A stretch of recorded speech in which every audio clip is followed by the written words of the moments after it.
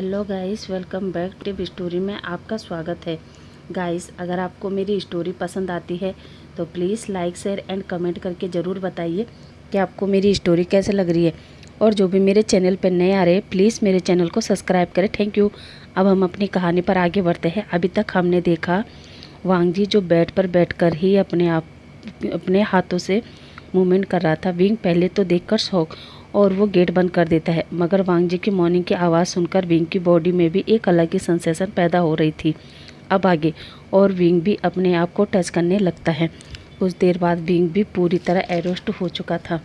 अब विंग की आंखों में भी वो लस्ट, वो हॉटनेस साफ दिखाई दे रही थी। विंग अब खुद को नहीं रोकता और गेट खोलकर बाहर आ जाता है। वांग जी फटाफट सीधे बैठ जाता है और वो विंग से कहता है, विंग तुम इतनी जल्दी बाहर आ गए। विंग कुछ भी नहीं कहता और सीधे आकर वांग जी से ब्लैंकेट हटाता है और वांग जी के प्राइवेट पार्ट को हाथ में लेकर उसके सामने अपना फेस कर देता है। अब विंग अपने से वांग जी के प्राइवेट पार्ट को नीचे से लेकर ऊपर तक सब करता है और वांग जी के प्राइवेट पार्ट को अपने माउथ में ले लेता है। वांग जी तो आंखें बंद करके बस विंग को फील कर रहा था और दोनों ही एक दूसरे को किस करते हैं, लिक करते हैं, सक करते हैं। और फिर वांग जी के ऊपर बैठकर मूवमेंट चालू कर देता है और दोनों ही इंटीमेट होते हैं। अब मॉर्निंग में ही एक दो राउंड करने के बाद, एक दूसरे को प्यार करने के बाद वांग जी विंग को उठाता है और क्लीन करके वापस बेड पर लेटा देता है। अब वांग जी खुद भी फ्रेश होकर बाहर आता है, जहां वो विंग से पूछता है कि क्या वो ठीक है, अब उसे हॉस्पिटल तो नहीं जाना। विंग मना कर देता है कि वो हॉस्पिटल नहीं जाना चाहता, वो बस आज पूरा दिन अपने वांग जी के साथ रहना चाहता है। वांग जी भी उसे ओके कहता है कि आज वो पूरा दिन अपने विंग के साथ ही रहेगा और विंग के फोरहेड पर किस करता है और कहता है कि मैं वो ब्रेकफास्ट लेकर आया। विंग हाँ में जवाब देता है। अब वांग जी बाहर आता है जहाँ सीचेन और उसकी मॉम बैठे थे। वो दोनों को गुड मॉर्निंग कहता है, जहाँ मिसेस लेन वांग जी से कहती है कि अब विंग कैसा है। वांग जी कहता है, मॉम अब वो ठीक है, मैं उसे ब्रेकफास्ट करवा देता हूँ। वांग जी की मॉम कहती है, ओके लो मैंने उसके लिए सूप बनाया है, ये उसको पिला दो, ये दोनों के लिए अच्छा है और इससे विंग को कोल्ड वगैरह कुछ भी नहीं होगा। वांग जी ओके कहता है। अब एक ट्रे में ब्रेकफास्ट लेकर कमरे में चला जाता है और जहाँ वो दोनों अब बैठकर पहले तो ब्रेकफास्ट करते हैं। अब वांग जी विंग से कहता है कि वो चाहे तो आराम कर ले। विंग भी हाँ कहता है कि वो आराम करेगा, पर वांग जी से कहता है कि तुम भी मेरे पास ही रहोगे। वांग जी ओके कहता है और अपना लैपटॉप लेकर विंग को अपनी गोद में लिटाता है और काम करने लगता है। विंग को भी वांग जी के लैब में एक अलग ही खुशी, एक अलग ही वार्मथ फील होती है और वो दोबारा कब सो जाता है उसे पता ही नहीं चलता। कुछ देर बाद वो अपना फ़ोन चेक करता है जिसमें बॉस सेरेन ने लिखा था कि चेन का लॉकेट उसके गले में है। वांग जी ये पढ़कर थैंक यू का मैसेज डालता है। अब कुछ देर बाद जिन जुशियान का भी कॉल आता है और वो भी बताता है कि यांगली का पेंडेंट उसी के गले में है। अब वांग जी फ़ोन रखकर सोचता है, अगर जियान फेमियान ये पेंडेंट खरीदते तो उन्हें ऐसे ही 5 पेंडेंट खरीदने थे, ना कि 3 पेंडेंट, क्योंकि विंग भी उसी फैमिली में था। और अगर मिस्टर जियान ने ये केवल अपनी फैमिली के लिए खरीदे ये, तो फिर वो तीनों पेंडेंट चाइना में होते, ना कि एक पेंडेंट जापान में और 2 पेंडेंट चाइना में। इसका मतलब था या तो ये पेंडेंट मिस्टर जियांग को किसी ने दिए हैं या फिर उन्होंने उसे कहीं से लिया है, पर किससे, कहीं मिस्टर वी चांद से और उनकी वजह से सेरेन का तो नहीं है जो इस समय यांगली और चैन के पास है। इसका मतलब जियान फेमियान पक्का इन दोनों के बारे में जानते हैं। वो ये सोच ही रहा था, तभी सीचेन वांग जी के पास आता है, जहाँ वो विंग को वांग जी की गोद में सोया देखता है तो वो हंसते हुए कहता है, ये क्या है, आज विंग बिल्कुल एक बेबी की तरह तुम गोद में सोया है। वांग जी कहता है, जब से इसे पता चला है कि ये बेबी को बर्थ देने वाला है तब से इसके अंदर पता नहीं ये अजीब से शौक कहाँ से आ गए। आज मुझे कहने लगा कि मैं इसे छोड़कर कहीं ना जाऊँ, आज पूरा दिन इसके पास रहूँ। सीचेन कहता है, वैसे विंग जो कहा और किया वो ठीक ही कहा, वैसे भी तुम जब से आए हो तब से तुमने भी आराम नहीं किया, थोड़ा आराम तुम्हें भी मिल जाएगा। इस पर दोनों के ही फेस पर स्माइल थी। तभी वांग जी कहता है, वैसे गगा आप कुछ कहना चाहते थे। सीचेन कहता है, हाँ वो मैं जियान। इतना कहते ही वांग जी सीचेन को मुंह में फिंगर रखकर कुछ भी न बोलने का इशारा करता है। वांग जी आराम से विंग का सर अपनी गोद से हटाकर पिलो पर रखता है और चुपके से सीचेन को लेकर बाहर हॉल में आ जाता है। और अब वांग जी सीचेन को कहते हैं, बताइए गगा आप कह रहे थे। सीचेन कहता है, हाँ वांग जी, तुम्हारे कहने पर मैंने जियान फेमियान के बारे में पता किया तो मुझे पता चला कि जियान फेमियान को लास्ट बार उस विलेज में ही देखा गया था जिस दिन चेन को लेने वी फैमिली वाले आए थे। तब से लेकर अब तक जियान फेमियान को ना तो जियान हाउस में और ना ही उसके वर्क प्लेस पर और ना ही उस विलेज में देखा गया है। वांग जी कहता है, क्या वो सच में कहीं बाहर तो नहीं गए हैं? सीचेन कहता है, इसका भी मैंने पता करने को कहा है, कुछ ही देर बाद पता चल जाएगा। इतना कहते ही सीचेन कहता है, वांग जी कॉफ़ी पियोगी? वांग जी हाँ में सिर हिलाता है और सीचेन उठकर कॉफ़ी बनाने चला जाता है। जैसे ही वांग जी कॉफ़ी की तैयारी करता है तभी गेट का डोरबेल रिंग होता है। सीचेन गेट खोलता है तो सामने न्यूसेन था, जो आते ही सीचेन को हक करता है और उसे किस करता है। तभी वांग जी ये सब देखकर पूरी तरह सो और वो न्यूसेन को दूर करके कहता है, वो वांग जी, न्यूसेन भी मुझे अपने गगा की तरह प्यार करता है ना, तो वो इसलिए। वांग जी कहता है, हाँ हाँ वो तो दिखाई दे रहा है। वांग जी न्यूसेन की तरफ देखकर कहता है, वैसे न्यूसेन तुम विंग से मिलने आए होंगे ना? न्यूसेन हाँ में भी और ना में भी सिर हिलाता है। तभी सीचेन कहता है, नहीं वांग जी, दरअसल न्यूसेन ही मुझे जियान फेमियान के बारे में इन्फॉर्मेशन था, वो इसलिए यहाँ पे न्यूसेन हाँ में सिर हिलाता है। सीचेन न्यूसेन को वांग जी के पास बैठने को कहता है और ख़ुद किचन में जाकर 3 कप कॉफ़ी लेकर आता है। अब सीचेन न्यूसेन से कहता है, बताओ न्यूसेन, तुम्हें क्या पता चला है? न्यूसेन कहता है, सीचेन, जियान फेमियान अभी भी इसी सिटी में है, वो इस सिटी से बाहर गया ही नहीं। इनफैक्ट मैंने सब जगह खुद पता किया है, मगर जियान फेमियान कहीं नहीं गया है। वांग जी कहता है, इसका मतलब मैडम यू ने विंग से झूठ कहा कि जियान फेमियान इस सिटी से बाहर गया है। अब गगा, मुझे पूरा यकीन हो गया है कि चांसे के तार कहीं ना कहीं जियान फेमियान से जुड़े हैं, इसलिए हमें जल्द से जल्द पता करना होगा कि आखिर जियान फेमियान भी चांसे को कैसे जानता था और चैन आसिन बनकर भी फैमिली में क्यों गया। और तीसरी बात सबसे इम्पोर्टेंट, चैन भी फैमिली में गया है तब से जियान फेमियान कहाँ है और क्या कर रहा है, या फिर इसके पीछे मैडम यू का हाथ है, कहीं वो कोई बड़ा खेल तो नहीं खेल रही है। सीचेन कहता है, पर हम क्या करें, हम कैसे पता करेंगे कि मैडम यू के दिमाग में क्या चल रहा है? वांग जी कहता है, इसके लिए हमें किसी न किसी को मैडम यू के घर में पॉइंट करना होगा जिसे मैडम यू जानती और वो यहाँ का भी ना हो, इसलिए हमें किसी ऐसे आदमी की ज़रूरत है जो आसानी से मैडम यू के घर में घुस सकता है और पता कर सकता है कि मैडम यू के दिमाग में क्या चल रहा है। तभी न्यूसेन कहता है, मैं अपने किसी भी सर्वेंट को उसके घर भेज सकता हूँ। वांग जी कहता है, हाँ ठीक है, फिर तुम किसी तरह भी अपने सर्वेंट को जियान मैंशन में इंटर कराओ और उसे ये समझा देना कि उसे कुछ भी अजीब लगे हमें कॉल कर देना। और हाँ गगा, आपको मैडम यू पर नज़र रखनी है कि वो बाहर किससे मिलती है, क्या करती है। सीचेन कहता है, और मुझे क्या करना है? वांग जी कहता है, हाँ तुम्हें कुछ नहीं, बस मेरा ख्याल रखना है। इस पर वो उठकर अंदर चला जाता है। अब हम सीधा 1 हफ्ते बाद का सीन देखते हैं, जहाँ न्यूसेन वांग जी को बताया, मेरे सर्वेंट ने बताया रोज़ रात को खुद एक प्लेट में खाना लेकर जियान हाउस के एक कमरे में जाती है और वहाँ 24 घंटे 2 गार्ड खड़े रहते हैं। अंदर कौन है इस बात का पता वो अभी भी नहीं लगा पाया। वांग जी ओके कहता है और न्यूसेन को समझाता है कि वो ये ध्यान रखे कि वो गार्ड कब चेंज होते हैं, क्योंकि 24 घंटे तो एक ही जगह खड़े नहीं हो सकते, कभी न कभी उनकी जगह कोई दूसरा बंदा खड़ा होता होगा। और साथ ही ये भी पता करो कि घर में घुसने का कोई और रास्ता है या नहीं। तभी विंग कहता है, कहाँ का रास्ता? वांग जी फ़ोन रखता है और विंग से कहता है, कुछ नहीं। तभी वांग जी को याद आता है कि विंग भी उसी घर में रहता था, उसे ज़रूर पता होगा कि जियान हाउस में घुसने का कोई और रास्ता है या नहीं। वो विंग से कहता है, विंग वैसे मुझे एक बात बताओ, क्या जियान मैंशन जाने का कोई और रास्ता है? विंग कहता है, क्यों, क्या करना है? वांग जी कहता है, विंग तुम ही तो कह रहे थे कि तुम्हें अपने मॉम डैड के बारे में जानना है, इसलिए मैं सोच रहा हूँ कि क्यों नहीं मैं खुद जाकर तुम्हारे लिए तुम्हारे मॉम डैड के बारे में पता करूँ। विंग कहता है, हाँ एक रास्ता तो है और उस रास्ते से तुम किसी के भी कमरे में आराम से घुस सकते हो।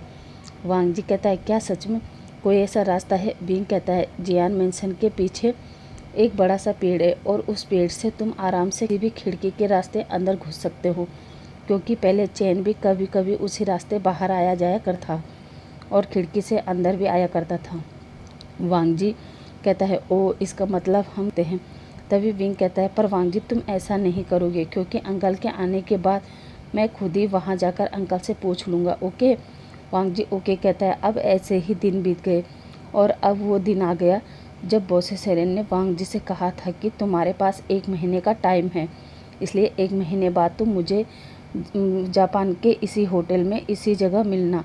अब 1 महीना पूरा हो चुका था, मगर वांग जी मिलने की जगह जापान से चाइना करवा देता है। जैसे ही ये खबर मैडम यू को पता चलती है कि तो वो थोड़ा घबरा जाती है और जिस दिन बोसे सेरेन चाइना थे उसके अगले दिन ही मैडम यू बोसे सेरेन से मिलने पहुंच जाती है, जहां बोसे सेरेन मैडम यू से तो नहीं मिलती मगर चैन से ज़रूर मिलती हैं।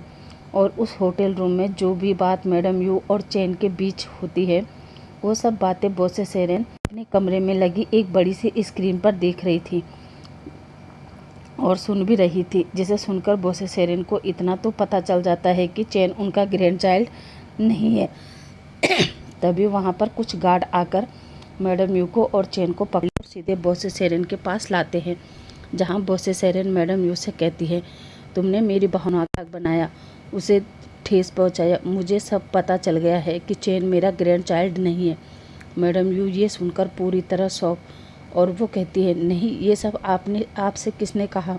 बोसे सेरेन कहती है, देखना चाहती हो किसने कहा। तभी मिंग्याओ बोसे सेरेन के इशारे पर वो बुला दे, जिसमें चैन कह रहा था, मॉम अभी तो ठीक चल रहा है, मगर कभी ग्रैंड माँ को पता चल गया तो हमारा क्या। जिसे सुनकर मैडम यू चैन से कहती है, चैन कुछ नहीं होगा और तुम बार बार ये सोचना बंद करो। जिसे सुनकर मैडम यू की आंखें बड़ी बड़ी हो जाती है और कहती है, नहीं ये सब झूठ है, चैन ही आपका पोता है। तभी पीछे से वांग जी की आवाज़ आती है, नहीं ओल्ड लेडी, चैन आपका आसिन नहीं है और इस बार ये सबूत के साथ साथ गवाह भी लेके आया हूँ। मैं सबूत के साथ साथ गवाह लेके भी आया हूँ जो आपको सच्चाई बताएगा। मैडम यू तो मन ही मन खुश हो रही थी कि जियान फेमियान के अलावा किसी को भी नहीं पता कि वी फैमिली का असली वारिस विंग है और जियान फेमियान के बारे में सबको लगता है कि वो सिटी से बाहर गया है। इसका मतलब लैन वांग जी के पास कोई गवाह नहीं है। तभी वांग जी सीचेन को आवाज़ लगाता है, गगा प्लीज़ उन्हें अंदर लेके आइए। जियान फेमियान को अंदर लाता है, जिसे देखकर मैडम यू तो एकदम घबरा जाती है, क्योंकि उसे उम्मीद नहीं थी कि वांग जी इतनी आसानी से जियान फेमियान तक पहुंच जाएगा। बोसे सेरेन कहती है, मिस्टर वांग जी ये कौन है। वांग जी कहता है, ये वही पर्सन है जो आपकी बेटी और आपके दामाद के साथ चाइना आया था। ये मिस्टर वी चांसेक के सेक्रेटरी थे, मिस्टर जियान फेमियान, और यहाँ तक मैडम यू के हस्बैंड और चैन के डैड। बोसे सेरेन कहते हैं, क्या ये चैन के डैड है तो मेरा आसिन कहाँ है और मेरी बेटी। कहता है, मैम प्लीज़ मुझे माफ़ कर देना, इतने सालों तक मैंने आपको आपके ग्रैंड चाइल्ड के बारे में नहीं बताया, पर इसकी भी एक वजह थी, क्योंकि कोई आपकी पूरी फैमिली को मारना चाहता था और उसने ऐसा किया भी। जब ये बॉस और मैम के साथ जापान से वापस आया तो मैम और सर को होटल में भेज दिया था। नहीं पता था कि कोई जापान से यहाँ चाइना तक हमारा पीछा कर रहा था और उसने सर और मैम को कार एक्सीडेंट करवा दिया। मगर उस एक्सीडेंट में मैम की तो तुरंत मौत हो गई थी, मगर सर ने हॉस्पिटल आने के बाद अपना दम तोड़ा। यहाँ तक कि उन्होंने ही मुझे कहा था कि मैं आसिन बाबा के बारे में किसी को ना बताऊं। काफ़ी चोट लगी थी, जिस वजह से वो अपनी याददाश्त खो चुके थे और इसी बात का फ़ायदा आज 25 साल बाद यू ने उठाया। उसने पैसों की लालच में अपने ही बेटे को वी फैमिली का हायर बना दिया, मगर जब मैंने उसे मना किया तब उसने मुझे मेरे ही घर में बंदी बना लिया। वो तो शुक्र का जिसने आकर मुझे उस जगह से बाहर निकाला और आपके सामने खड़ा किया, ताकि मैं आपको बता सकूं कि आपका ग्रैंड चाइल्ड और कोई नहीं बल्कि वांग जी का पार्टनर विंग है। ये सुनकर तो वांग जी भी शौक कि क्या विंग ही आसिन है। वांग जी कहता है, अंकल ये आप क्या कह रहे हैं। जियान फेमियान कहता है, हाँ वांग जी, विंग वी फैमिली का हायर है। उसने अपने बचपन का कुछ भी याद नहीं है, क्योंकि उसके सर पर भी गहरी चोट आई थी और उसे बचाने के लिए ही मैंने यू से झूठ कहा था कि इसी वजह से यू उसे हमेशा टॉर्चर करती थी, मारती थी, पीटती थी, यहाँ तक कि कभी उसे पढ़ने को भी नहीं दिया। मैं तुम और तुम्हारी फैमिली का धन्यवाद करता हूँ कि तुमने उसे उसी हालत में अपनाया। ये तो तुम्हारी शादी से पहले भी तुम्हें विंग के बारे में सब कुछ बताना चाहता था, मगर इस औरत से बचाने के चक्कर में मैंने तुम्हें कुछ नहीं बताया क्योंकि उसे प्रोटेक्ट करना चाहता था, इसलिए मैंने तुम्हारी शादी विंग से होने दी। बॉसे सेरेन कहती है, पर मेरी बेटी और मेरा दामाद को किसने मारा? जो सुनकर वांग जी कहता है, मैम उन्हें मारने वाला और कोई नहीं बल्कि वेन जूलियो था, मगर अब वो भी इस दुनिया में नहीं है।